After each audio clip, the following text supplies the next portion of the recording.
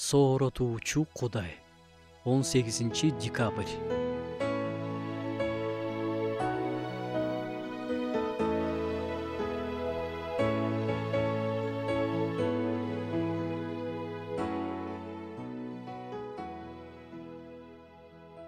Кудай боорукер жана мээримдүү. Ал кечиримдүү. Кандай гана күнөө кетирбесек да, ал дайыма кечиргенге даяр. Ушундай сөздөрдү уккан бизге жагат. Бирок Кудай алдында кечирилбей турган күнөөлөр да бар.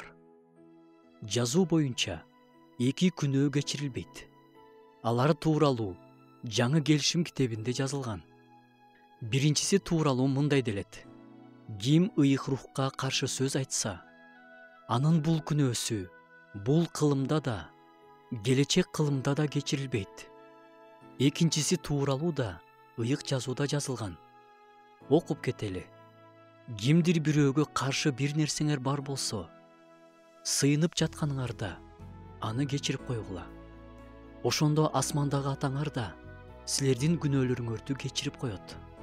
Эгерде кечирбесеңер, анда асмандагы атаңар да силердин күнөөлөрүңөрдү кечирбейт. Бул өтө олуттуу билдирүү. Жакыныбызды кечирүү биздин өзүбүзгө эле керек нерсе.